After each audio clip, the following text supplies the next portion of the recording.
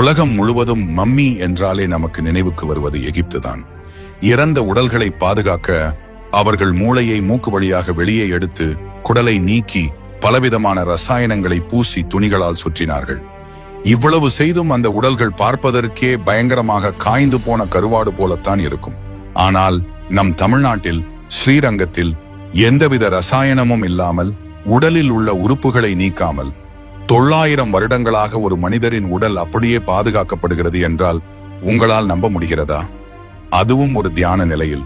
ஆம், அவர்தான் வைணவ ஆச்சாரியர் ஸ்ரீ ராமானுஜர். 1137ஆம் ஆண்டு தனது உடலை நீத்த அவர் இன்றும் ஸ்ரீரங்கம் கோவிலில் தானான திருமேனியாக அமர்ந்திருக்கிறார். எகிப்து மம்மிகளையே தோற்கடிக்கும் இந்த தமிழரின் அறிவியல் மற்றும் ஆன்மீக அதிசயத்தை பற்றித்தான் இன்று விரிவாக பார்க்க போகிறோம். இந்த அதிசயத்தை புரிந்து கொள்ள நாம் முதலில் ராமானுஜர் யார் என்பதை தெரிந்து கொள்ள வேண்டும். கிபி 1017 ஸ்ரீபெரும்புத்தூரில் பிறந்தவர். 120 ஆண்டுகள் பூரண ஆயுளுடன் வாழ்ந்த மகான்.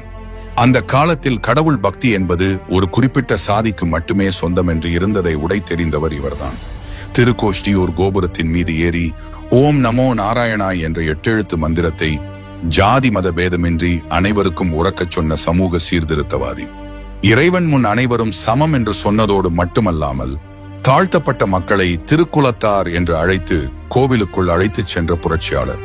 தனது 120வது வயதில் ராமானுஜர் தனது அவதார பணியை முடித்துக் கொண்டு வைகுண்டம் செல்ல முடிவு செய்தார். இதை அறிந்த அவரது சீடர்கள் கதறி அழுதனர். குருவே, எங்களை விட்டு செல்லாதீர்கள் என்று வேண்டினர். அப்போது ராமானுஜர் அவர்களுக்கு ஒரு வாக்குறுதி அளித்தார். நான் 3 இடங்களில் விக்கிரகமாக இருப்பேன் என்றார். அதில் ஒன்று தமருவந்த திருமேனி, இது மேல்கோட்டை கர்நாடகாவில் உள்ளது. இது சீடர்களுக்கு பிடித்த வடிவம். 2வதாக தானுகந்த திருமேனி, இது ஸ்ரீபெரும்புத்தூரில் உள்ளது. இது அவரே விரும்பி ஏற்றுக்கொண்ட வடிவம். 3வதாக தானான திருமேனி, இதுதான் ஸ்ரீரங்கம். இது மிக முக்கியமானது. ஏனெனில் இங்கு சிலையாக இருப்பது கல்லோ உலோகமோ அல்ல. இது ராமானுஜரின் உண்மையான பூத உடலாகும். இப்போது நாம் வீடியோவின் முக்கியமான பகுதிக்கு வருகிறோம். கிபி 1137 ராமானுஜர் முக்தி அடைந்த பிறகு அவரது பூத உடலை ஸ்ரீரங்கம் கோவிலின் வசந்த மண்டபத்திற்கு அருகே ஒரு இடத்தில் அமர்ந்த நிலையில் வைத்தார்கள். அதை சுற்றி மணல் மற்றும் மூலிகைகள் நிரப்பப்பட்டன. பொதுவாக ஒரு மனிதன் இறந்து சில மணி நேரங்களில் உடல் அழுகத் தொடங்கும். எகிப்தியர்கள் உடலை பாதுகாக்க என்ன செய்தார்கள் தெரியுமா? மூளையை உறிஞ்சி எடுத்து விடுவார்கள். இதயத்தை தவிர மற்ற உறுப்புகளை ஜாடிகளில் அடைப்பார்கள். உடலை உப்பு கொண்டு காய வைப்பார்கள். அது ஒரு உயிரற்ற தோற்றம்.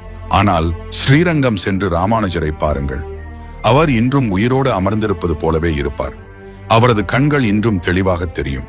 கூர்ந்து கவனித்தால் அவரது கை மற்றும் கால் நகங்களை கூட நீங்கள் இன்றும் காண முடியும். மனித தோலின் சுருக்கங்கள் அப்படியே இருக்கும்.